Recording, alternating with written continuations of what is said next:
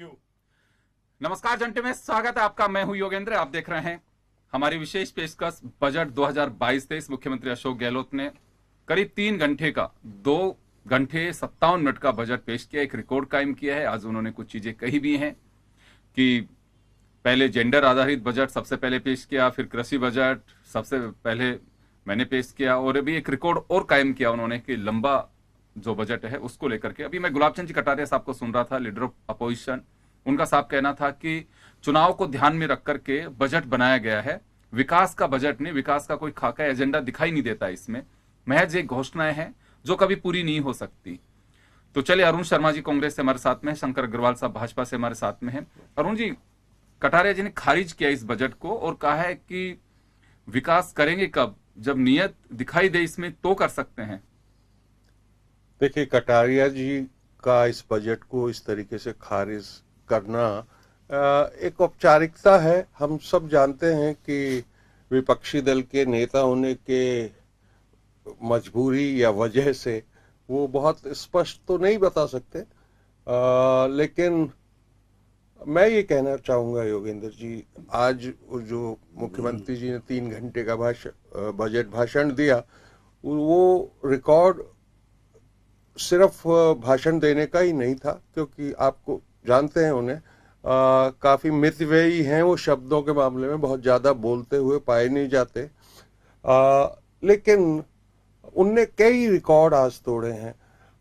आज के बजट में आप ये देखिए, हर वर्ग, वो चाहे भौगोलिक वर्ग हो या जाति वाला वर्ग हो या मेल फीमेल वाला क्लासिफिकेशन हो, छात्र हो, युवा हो, किसानों के लिए तो दिल खोल के रख दिया उन्होंने, क्योंकि वो बहुत जरूरी भी हो गया था योगेंद्र जी। जिस तरीके का व्यवहार किसान के साथ दिल्ली में हुआ, 1.5 साल तक लोगों ने देखा, बिल्कुल दुश्मनों का जैसा व्यवहार, उनको क्या क्या नहीं कहा गया। और इतना बहादुर वर्ग इस देश का, जो कोरोना काल जैसे पीरियड में भी उनका जीडीपी में कंट्रीब्यूशन आप देखिए, शानदार। दैट इज द ओनली वर्ग जिसने पॉजिटिव ग्रोथ दिखाई उन 2 सालों में भी। उसके साथ आज मुख्यमंत्री जी ने न्याय करने की पूरी कोशिश की है, और ये बजट इसलिए भी याद किया जाए। जी, शंकर जी के पास में जाना चाहूंगा।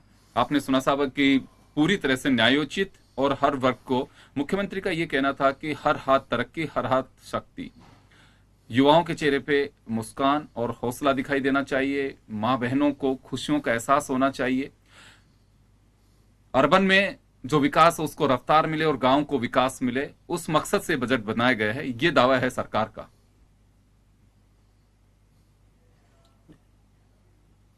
देखिए योगेंद्र जी, इसमें क्या है कि माननीय मुख्यमंत्री जी ने प्रारंभ किया था एक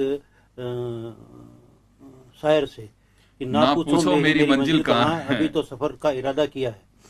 देखिए क्या है कि पिछले साल का जो बजट में देख रहा था, तो उसमें 2.5 लाख करोड़ रुपए का रेवेन्यू आया स्टेट को, और करीब 2 करोड़ 26 लाख रुपया अपनी तनख्वाह, ब्याज और पेंशन कर्मचारियों का उसमें लग जाता है। बाकी पैसा बहुत थोड़ा सा बचता है, और फिर कर्जा लेकर के ही काम चलाना पड़ता है। तो कर्जा लेके काम चलाना पड़ता है, तो हमारा अभी 4.5 लाख करोड़ रुपए का कर्जा स्टेट पे हो गया है। तो किसी जमाने में जब हमने 2003 में सरकार ली थी, उस वक्त 35-36 हजार करोड़ रुपए का कर्जा था, उसको भी बहुत ज्यादा मानते थे। हालांकि ठीक है, एक फिगर बदलता रहता है कि महंगाई बढ़ गई है, ये बढ़ गई, लेकिन 4.5 लाख करोड़ रुपए का कर्जा है स्टेट के ऊपर आज की तारीख में। और आज मुख्यमंत्री जी ने खुद ने बताया कि जो जीडीपी का जो कर्जे की लिमिट है, जो जीडीपी की 4% से नीचे रहनी चाहिए, और हमेशा पिछली बार की भी मैंने देखी 3.89 थी, इस बार 4.37 तो बजट में उन्होंने कहा है कि ये मतलब अनुमान है हमारा, और आगे कहाँ जाएगी ये पता नहीं है। तो उसके कारण से जो अनुशासन, वित्तीय अनुशासन बिगड़ता है, ये एक बड़ी घटना है, पहली बात। दूसरी बात क्या है कि मुख्यमंत्री जी ने पहले बजट में 75,000 नौकरियों की घोषणा करी, दूसरे बजट में 52,000 नौकरियों की घोषणा करी, तीसरे बजट में 53 या 54,000 नौकरियों की घोषणा करी, और आज 1 लाख नए नौकरियों की घोषणा करी। तो अब ये जो 1 लाख जब घोषणा करी, तो आज उन्होंने ये कहा, पिछले 2-3 बजट में हम सुनते थे तब ये देखते थे पुरानी बजट नौकरियों के अलावा है या ये अलग से इसको मिलाकर के किया है। आज उन्होंने ये कहा कि 1 लाख नौकरियां जो दी जाएगी, जो कि पिछली घोषणाओं के अतिरिक्त है, तो पिछली घोषणाएं भी अभी बाकी पड़ी है और ये 1 लाख नौकरियों की और घोषणा कर दी और फिर 2004 से लेकर के अब तक कर्मचारियों को पेंशन प्लस वो जो कुछ भी बेनिफिट कर्मचारियों को देना वो होगा। तो ये 2 लाख करोड़ रुपए में से 2.25 लाख करोड़ रुपया तो अभी जा रहा है, तो ये आगे कहां तक जाएगा ये पता नहीं है। तो उन्होंने बिल्कुल ठीक कहा कि अभी मंजिल कहां जाएगी ये मालूम नहीं है। जी, तो चलिए, लेकिन उन्होंने ये भी कहा है कि ना पांव थके ना हौसला अभी तक, और तरक्की की इस राह पर आगे बढ़ते रहेंगे। नहीं वो तो ठीक है, मुख्यमंत्री है तो निश्चित रूप से आज है कल नहीं रहेंगे, तो जो भी होगा वो भुगतेगा, उसमें कोई चिंता की बात नहीं है। जैसे बहुत सारी घोषणाएं करी उन्होंने, कहा कि रिको के माध्यम से 1,000 करोड़ रुपया खर्च करके और युवकों को रोजगार दिया जाएगा। तो रिको तो जो खर्चा करता है उसमें कहीं न कहीं रोजगार आता है, कहीं रोजगार जाता है, इसलिए उसका कोई रोड मैप नहीं है ना कि आप 1,000 करोड़ रुपए किस पे तो खर्चा करोगे। लेकिन एग्रीकल्चर बजट जो 75,000 करोड़ रुपए का इन्होंने अलग से रखा है, उसको लेकर के हम मान सकते हैं कि एग्रीकल्चर बजट पहले भी इतने रुपए का रहता था, इसमें कोई अंतर नहीं है। एक बाइफरकेट करके उन्होंने बता दिया कि भाई ठीक है ये इन चीजों में हम खर्चा करेंगे, एक बात। दूसरी बात, एग्रीकल्चर के पूरे बजट में ये कहा है कि हम इतने 1,000 करोड़ रुपए का कर्जा देंगे किसानों को, ये करेंगे। लेकिन जो पिछला कर्जा बाकी पड़ा है और जिसके बारे में अभी झंझट हुआ बीच में कि ये कर्जा माफ कर दें, वो अभी तक उसके बारे में एक लाइन भी बजट में नहीं बोली है। तो कम से कम उस पुराने कर्जे के बारे में तो बात करें। तो 9,772 करोड़ रुपया आज की तारीख में कर्जा किसानों के ऊपर है, जिसमें से 1,000 करोड़ रुपए का कर्जा इन्होंने जो कोऑपरेटिव बैंकों का है वो माफ किया है। बाकी इसके अलावा नेशनलाइज बैंक का 8,772 करोड़ रुपया बाकी पड़ा है। उसके बारे में तो कम से कम बोलते कि हम इसके बारे में ये सोच रहे हैं और ये करेंगे। तो इसमें अरुण जी, ये मुझे भी लग रहा था कि सरकार नेशनलाइज बैंक को लेकर के एक कोई विजन रख सकती है इसमें। जैसे मैंने पहले एक बार कहा था कि SBI फॉर्मेट मुख्यमंत्री के साथ में बैंकर्स की जब बैठक हुई तो चर्चा हुई थी, उसमें यह कहा था कि डूबत खाते जो चले जाते हैं, NPA जिसे हम बोलते हैं, उस फॉर्मेट पे अगर किसान के पैसे को 10% अगर ले, 90% बैंक वहन करें तो इसको पूरा सेटल कर सकते हैं और राज्य सरकार उसको वहन कर सकती है। लेकिन शायद सहमति नहीं बनी थी। मैंने जो सुना है कि शायद उसको 30% करने की बात थी। बिल्कुल नहीं है, इसके बारे में एक बार मैं अरुण जी का टाइम दूंगा 1 मिनट के लिए, मुझे पूरी जानकारी है उसके अंदर। ये अक्टूबर में बैठक हुई थी और उसमें SBI ने यह कहा था कि हमारा 3333 करोड़ रुपए का लोन है, अगर सरकार उसका 10% पैसा हमको दे देती है तो हम उसको पूरा का पूरा राइट ऑफ करने को तैयार है। लेकिन क्या है कि सरकार का उन्होंने रिटर्न प्रस्ताव दिया, उसके बावजूद भी सरकार ने जवाब नहीं आया। 31 दिसंबर तक का इसमें सीमा दी थी, टाइम पे जवाब नहीं आया और समय भी निकल गया और उसका ब्याज और बढ़ता गया। तो फिर बैंकों के पास में एक नई पोजीशन हो जाती है। तो ये सरकार के लेवल पर, सरकार के अधिकारियों के लेवल पर ये ढिलाई रही कि वरना 300 बैठ सकता था, वरना 300 करोड़ रुपए में जान छूट जाती और फिर 1999 करोड़, ये ना मैं फिगर बोल रहा हूँ, 2,000 करोड़ रुपया PNB का था, तो वो भी उस लाइन पे आ जाते। बिल्कुल आ जाते। और फिर क्योंकि किसान से जुड़ा मामला है, हो सकता है कि यहाँ के मेंबर ऑफ पार्लियामेंट, मुख्यमंत्री को 5,000 करोड़ रुपए तो बिल्कुल 5,000 करोड़ रुपए का कर्जा तो उस वक्त माफ हो सकता था, मतलब निपट सकता था 500 करोड़ में और किसानों की जान छूट जाती। आज वो तलवार एज इट इज लटकी हुई है और गांवों के अंदर रिकवरी के लिए नोटिस गए हैं और नीलामी के लिए 3,000 लोगों को नोटिस इश्यू हो चुके हैं। तो उस नोटिस को किसी भी एक्ट के अंतर्गत आप रोक नहीं सकते सिवाय कोर्ट के स्टे के, इसके अलावा रोका नहीं जा सकता। आप चाहे रोडा एक्ट लाओ चाहे कोई और लाओ, कि नेशनलाइज बैंक के ऊपर वो चीजें सब लागू नहीं होती। बिल्कुल ये कह सकते हैं। और निश्चित रूप से जी अरुण जी, ये लग रहा था कि इसमें कुछ जिक्र होगा, क्योंकि रामपाल जी जाट आपसे पहले पैनल में हमारे साथ बैठे हुए थे, उनका साफ ये कहना था कि किसान को अनुदान की आवश्यकता नहीं है, किसान को स्वावलंबन की आवश्यकता है, उसे स्वावलंबी बनाई जाने की जरूरत है और वो मांगना भी नहीं चाहता। उसे एक आप ऐसा बनाइए कि वो खुद के पांव पे ठीक से खड़ा हो सके। अगर आजादी के इतने साल बाद भी अगर किसान बेचारा रहेगा तो हम उस नजरिए से उसे नहीं देख सकते। योगेंद्र जी, इसका ये जो किसानों को कर्जा माफ का जो अभियान था, जो कोऑपरेटिव बैंक्स थी वो डायरेक्ट राजस्थान सरकार के इन्फ्लुएंस में होती हैं, उनके अधीन होती हैं। वहां आपने देखा होगा कर्जा माफ करने में कोई देर बिल्कुल भी लगाई नहीं गई। और एक ये भारतीय जनता पार्टी तो खैर हमेशा ही ये कहती है कि कोई कर्जा माफ नहीं हुआ, वो कि अर्ध सत्य है। लेकिन इसमें भी हम काफी एक्टिवली परस्यू करते रहे। केंद्र सरकार को हमने पत्र भी लिखा है इस मामले में कि 10% का जो हमारा हिस्सा है वो हम देने को तैयार हैं। आप कॉमर्शियल बैंकों से इस मामले में हमारी सहायता कीजिए। कॉमर्शियल बैंक्स का देखिए अजूबा, ये जो NPA है, ये किस किस का माफ नहीं हो रहा है आज की तारीख में। रोज नए बड़े किंग साइज घोटाले उजागर होते हैं, धीरे धीरे वो एनपीए में खिसक जाते हैं। वो भी ऐतिहासिक है, पिछले 5-7 साल में कितने हुए। अभी लेटेस्ट वो ऋषि अग्रवाल जी का मामला चल रहा है, आपको पता है 23,000 करोड़ रुपए बट्टे खाते में जाने वाले हैं। जब हम इतने बड़े बड़े एनपीए लगातार माफ कर देते हैं, केंद्र अब कोई बैड बैंक भी बनाना चाह रहा है जिसमें ये सारे एनपीए इकट्ठे करके उस बैंक को दे दिया जाए ताकि बाकी की बैंक गुड बैंक लगे। ऐसे में किसान का अगर मामला हो तो उसमें मदद की जानी चाहिए थी केंद्रीय सरकार को, कमर्शियल बैंक्स को इस प्रपोजल के बारे में सहानुभूति पूर्वक सोचने के लिए कहा जाना चाहिए था। हमारे 24 सांसदों को इस बारे में जोर लगाना चाहिए था। ये सब दुर्भाग्य से हुआ नहीं। अब भी हमने आस नहीं छोड़ी है और ये लगातार प्रक्रिया जारी रहेगी कि इन किसानों का कर्ज माफ किया जाए। जी शंकर जी, एक बात मैं जानना चाहूंगा, एक्सीडेंटल क्लेम चिरंजीवी योजना की तरह ही मुख्यमंत्री चिरंजीवी एक्सीडेंटल क्लेम की बात कही है, 5 लाख तक का इंश्योरेंस कराने की, और जो मेडिक्लेम पॉलिसी है चिरंजीवी योजना की उसको 10 लाख किया है। तो निरोगी राजस्थान मुख्यमंत्री जो लगातार एक स्लोगन दे रहे हैं उसमें 2 कदम आगे कह सकते हैं इससे? नहीं, देखिए थ्योरेटिकल रूप से ये बहुत अच्छी स्कीम है, इसमें कोई दिक्कत नहीं है।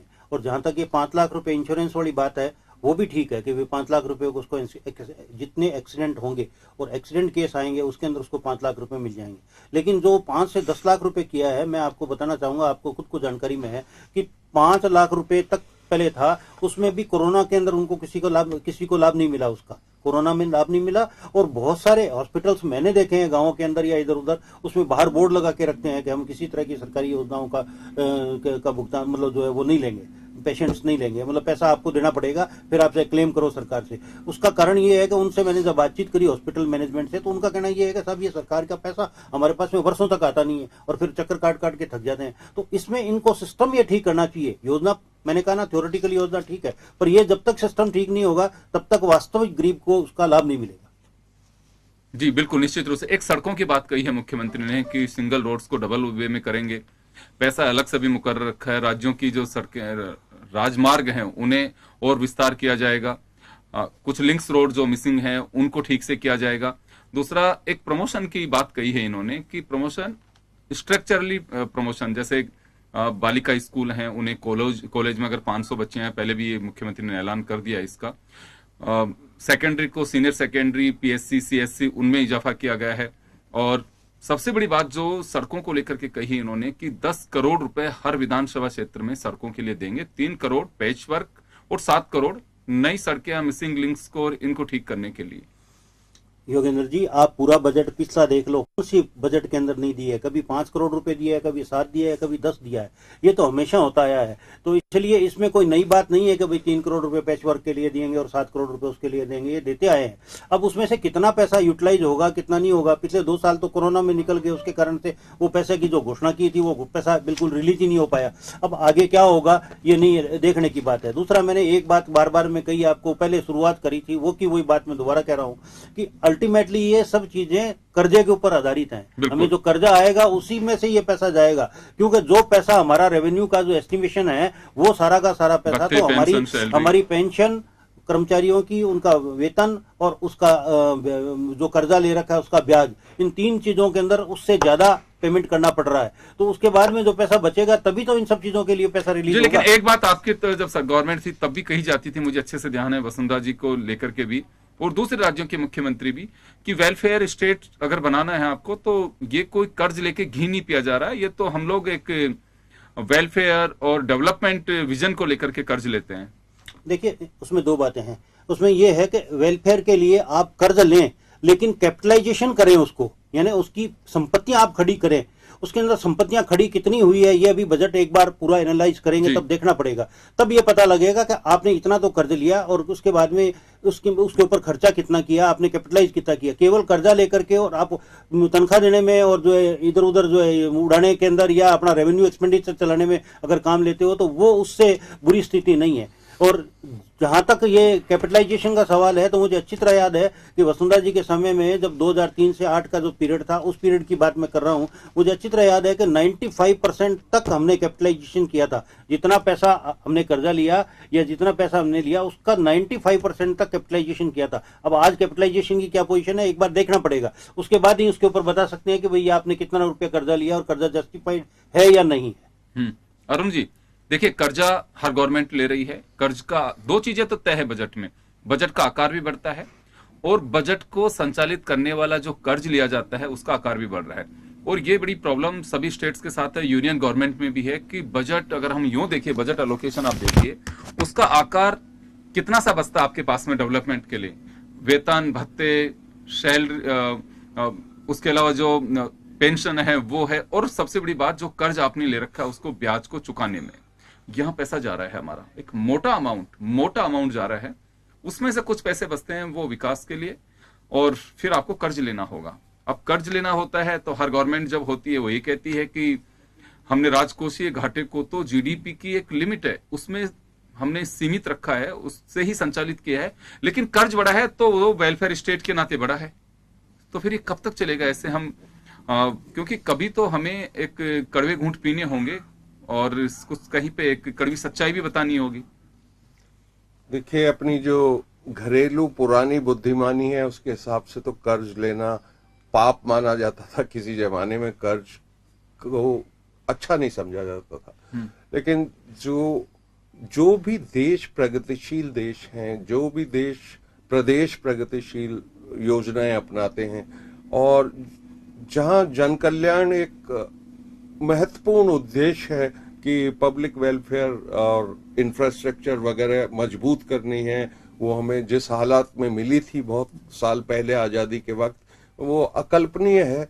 वो 70 साल में धीरे धीरे कुछ होता गया है। लेकिन मैं मानता हूं आइडियल स्टेज वही है कि आप जब इतने विकसित हो जाएं, आपके उद्योग इतने विकसित हो जाएं कि उसमें से यील्ड आना शुरू हो, तो ये सही टर्म में विकास माना जाता है। लेकिन ये ट्रांजिटरी फेज है, देश का भी प्रदेश का भी।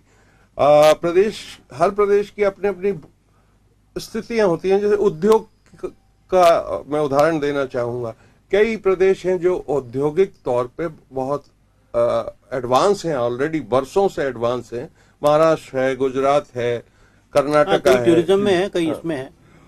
लेकिन इसी वजह से टूरिज्म का जिक्र है कि टूरिज्म को एक वर्षों से इंतजार था टूरिज्म इंडस्ट्री बनाने का, जिसका अनाउंसमेंट हुआ है इसमें। तो मुझे लगता है कि 1000 करोड़ रुपए का इसमें बजट का भी प्रावधान रखा हुआ है, तो यहाँ कुछ रफ्तार बढ़ सकती है, क्योंकि टूरिज्म की संभावनाएं हमारे यहाँ पे बहुत है।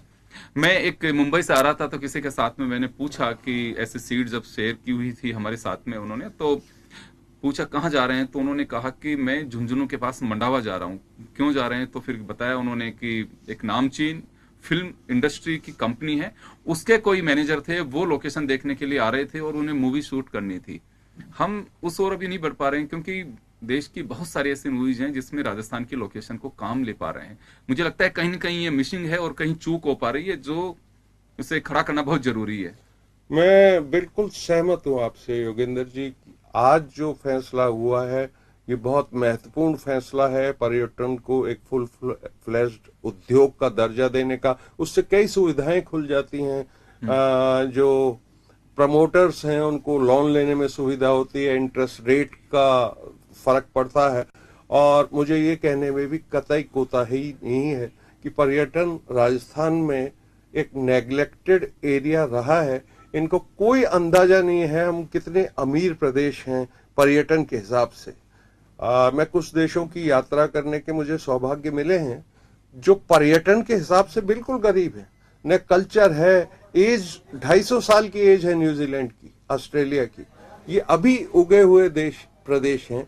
कोई किले, कोई कल्चरल असेट्स इनके पास नहीं है, फिर भी सिर्फ पर्यटन उद्योग डेवलप करके आर्टिफिशियली भी ये विश्व के मानचित्र में माने जाते हैं। हमारे यहाँ तो खजाना है, ये ठीक से अगर इस्तेमाल किया जाए, अब भी ये उद्योग का जो दर्जा मिला है इसको बहुत गंभीरता से लिया जाए और पर्यटन को अपने पैरों पे खड़े होने दिया जाए, तो ये कमाल का आकर्षण का केंद्र रहेगा स्टेट के लिए और इससे रेवेन्यू भी बहुत अरुण जी ज्यादा। वापस लौट रहा हूं, एक सवाल मैं शंकर जी से करना चाहूंगा। शंकर जी देखिए, इंडस्ट्री बहुत बड़ा एक एम्प्लॉयर है और इसमें लगता है कि आज बहुत सारे जो बच्चे हैं उनमें से मैक्सिमम यही सोच के चलते हैं कि अवसर